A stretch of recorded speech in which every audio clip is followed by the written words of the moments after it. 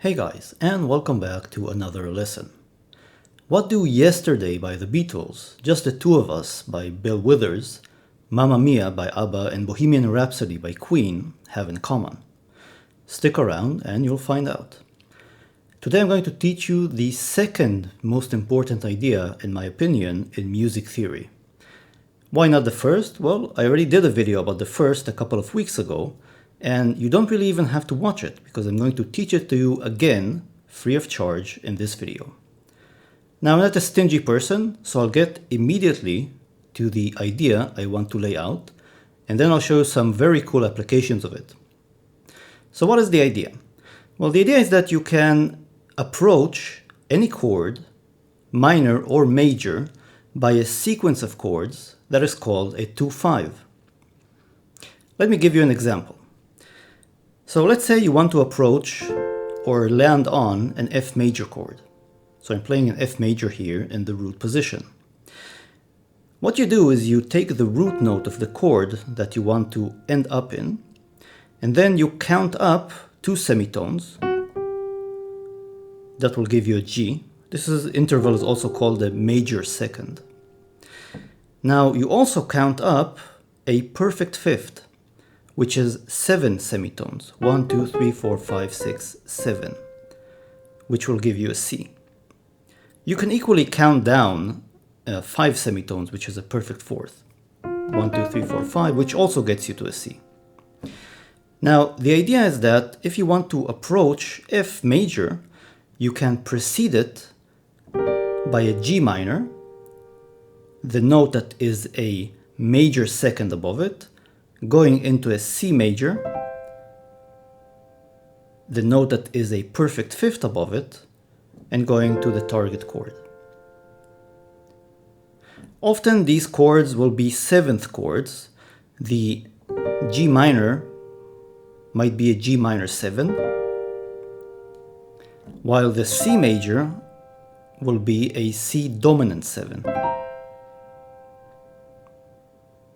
Put together, it might sound something like this.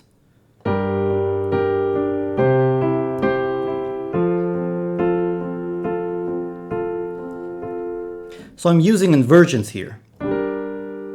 What I'm playing here is the second inversion of G minor, to the first inversion of C major, to the second inversion of F major. If I use seventh chords, it might sound like this.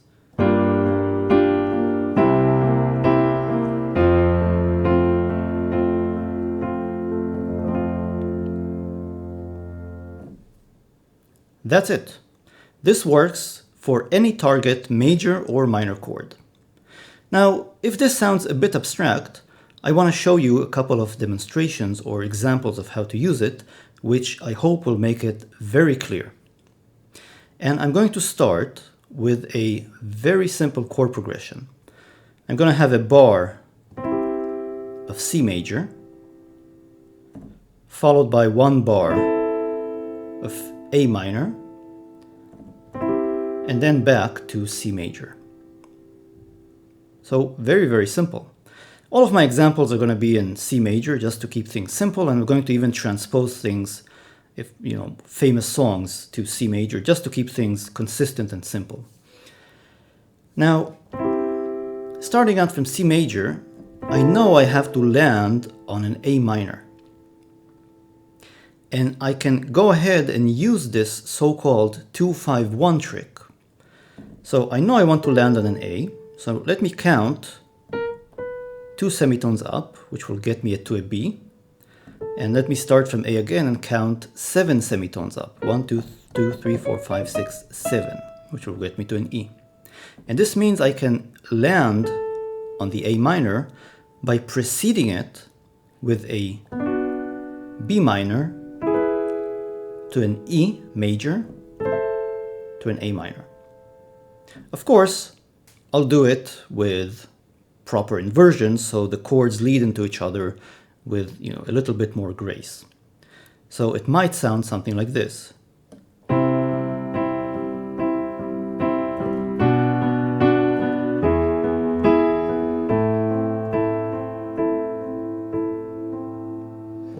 Now, if that sounds familiar, that's not by mistake. I've actually designed it to be.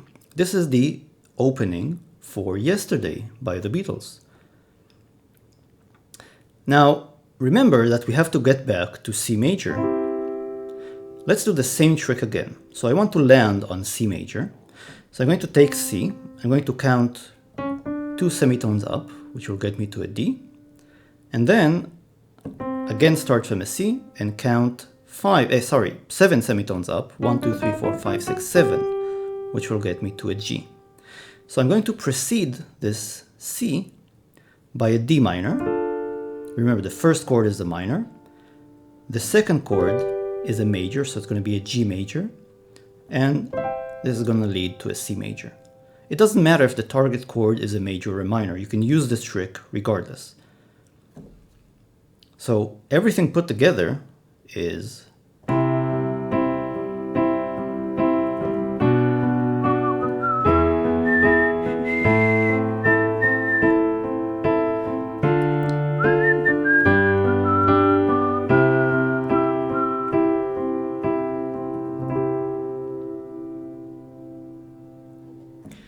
Now, the quality of my whistling aside, we've basically written the introduction to Yesterday.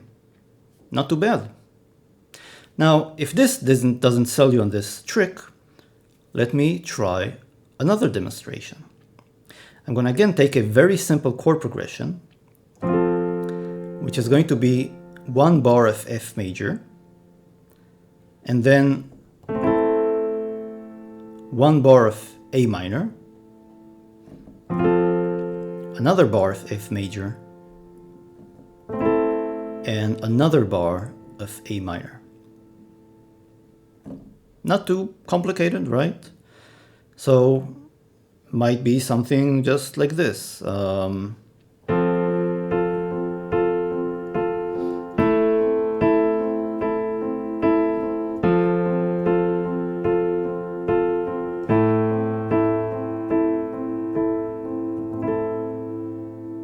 Doesn't sound too fancy or complicated.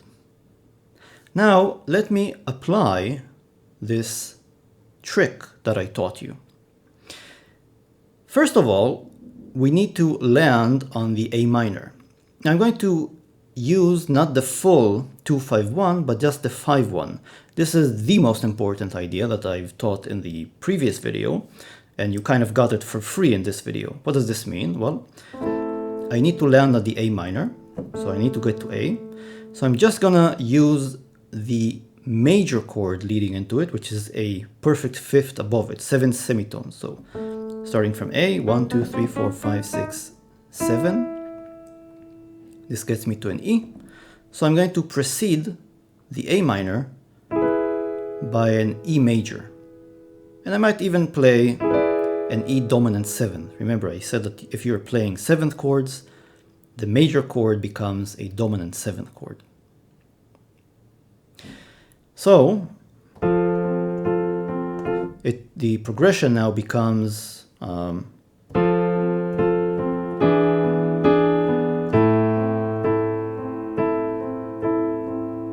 just the first two bars. Now, if this sounds a little bit familiar, then you should be maybe humming the beginning of Just the Two of Us. Just the two of us.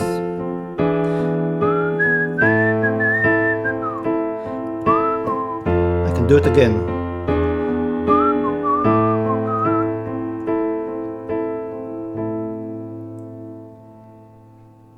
Not too bad, but let's take it one step further and use the second most important idea. And I'm going to use it for the target F major chord in the third bar. So what does this mean? Well, take your target note, F, count 2 semitones above it. It's going to be a G, which is going to be a G minor chord. And then start from F again, 1, 2, 3, 4, 5, 6, 7, that's a C. So, and this is going to be a C major, or C dominant 7th chord. So I'm going to precede the F major chord by a G minor, leading to a C dominant 7, or a C major. Either of the two will work, leading to the F major. Now have a listen.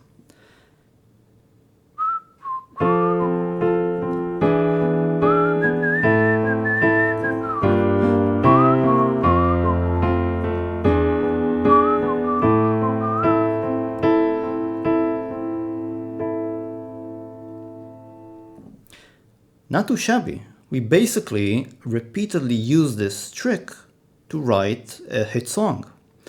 Well, I mean, we didn't write the melody, but you get the drift of it, right? And you'll find this so-called 2-5-1 idea or progression in a lot of different songs, and I've mentioned two others. Let's take Bohemian Rhapsody as an example. I'll play it in the key of C major.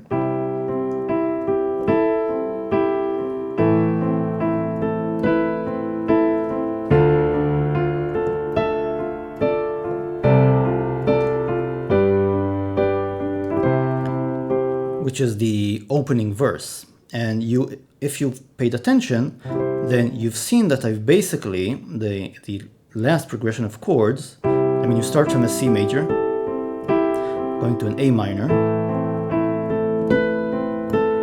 then to a D minor, which is the 2.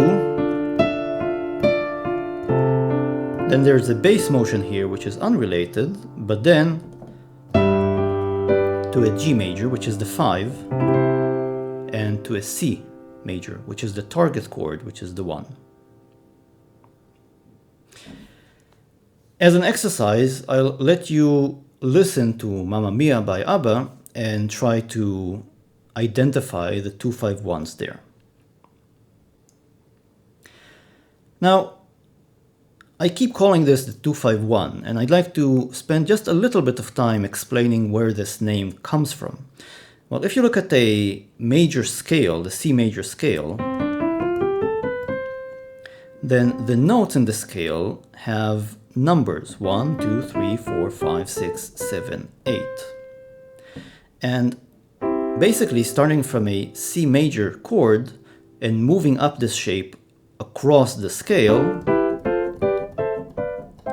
we can generate different chords that fit the scale. Now the chord that we start out from is C major. If I move this up, each note up one note on the scale, I get a D minor. And D minor is basically a minor chord built on the 2nd degree. So that's our 2, and this is why the 2 is a minor.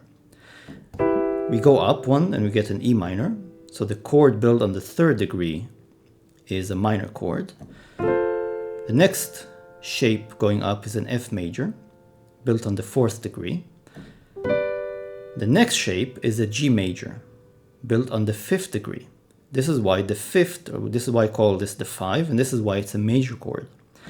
Then we can keep going up to a minor, an A minor, a B diminished on the 7th degree, and back to a major on the root or the 1st degree. So basically I'm playing a 2, 5, 1. And you can repeat this in any key. For example, you can play an A flat major. You can name the degrees 1, 2, 3, 4, 5, 6, 7, 8. You can start from A flat major, and then you can basically move this shape up on the scale.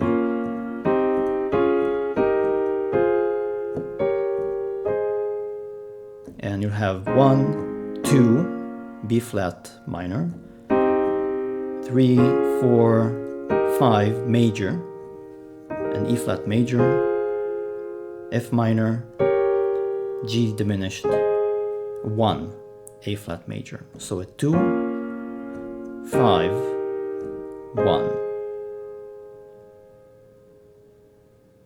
And this is where the name comes from. Now, I will mention that there are variations on the 2-5-1 progression in which the 2 is sometimes played not as a minor chord, but as a diminished chord. Let me give you an example of this, and then I'll explain why this comes about. Here's a simple jazz progression.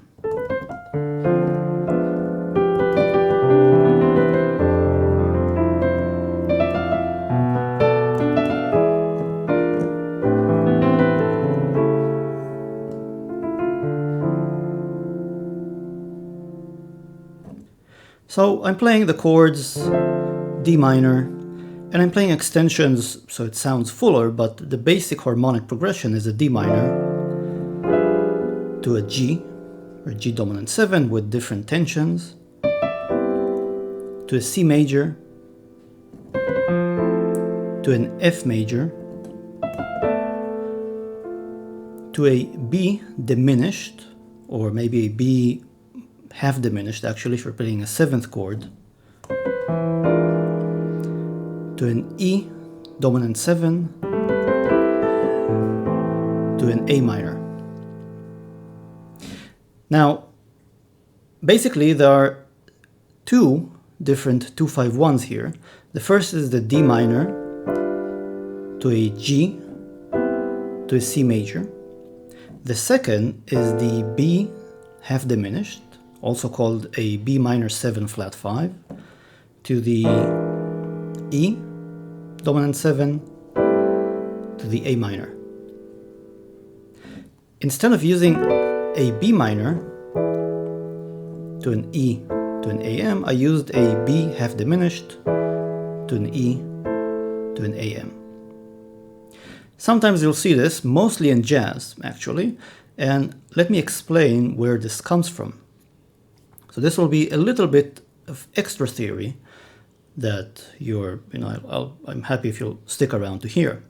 I've explained that 2-5-1s are built by constructing chords on a scale, and the scale you choose actually makes a difference to the chords that you end up playing. Let's look at A, and you can play A, and you can play different scales on A. For example, you can play an A major. I mean an A major scale. You can play an A minor, and there are different types of minor scales. For example, there's an A harmonic minor,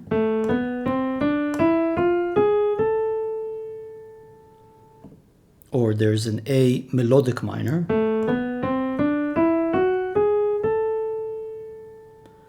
and also a natural minor, and so on and so on.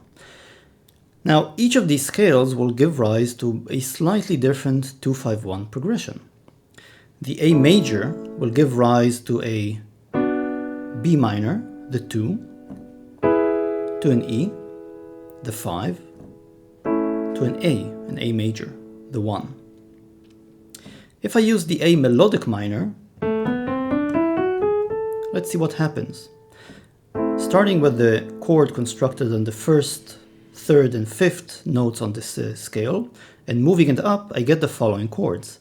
An A minor for the 1, B minor for the 2, C augmented for the 3, D major for the 4, E major for the 5, F sharp diminished for the 6, G sharp diminished for the 7th, and an A minor when I get back to 1. So if I use this to build up my 2-5-1, I'll get a B minor to the E to the AM, just as I've taught you. Now, I could also use an A harmonic minor.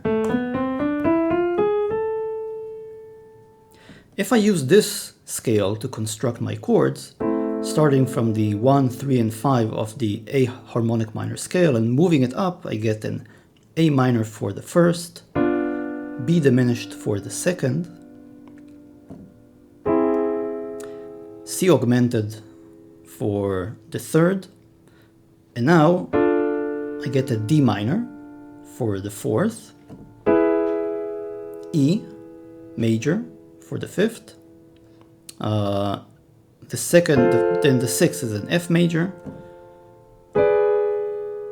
a G sharp diminished, and an A minor. So if I use the A harmonic minor, I get a B flat, a B diminished to an E major to an A minor. If you use 7th chords and you start moving them up on the scale, so actually for the minor 7th you'll get an A minor major chord, and if you keep moving these things up, you'll get a B diminished, and if you keep moving it up, you'll get an E dominant 7. So this is what a lot of jazz players will do when they play jazz. A diminished or minor 7 flat 5 chord for the 2, a dominant 7 for the 5, and a minor for the 1. Now, you don't have to use this. It's just something or a sound that you'll see a lot in jazz. In modern music, you're free to use whatever you want in more recent songs, and of course in your own compositions, you'll see different variations, and actually the diminished to dominant 7 to minor is not really seen a lot in the more modern songs. But it is seen here and there, and it's useful to get to know it. Now, as with all ideas, don't overuse it. And I will also say that in the past couple of decades, this idea has somewhat fallen out of grace. You'll find it a lot in older songs, in 60s, 70s, 80s, even 90s pop and rock, and somewhat less so in more modern songs. You will still find it quite a bit. R&B and soul and jazz music still uses it quite a lot. And in fact, maybe it's due for a comeback. So that would be up to you guys, of course,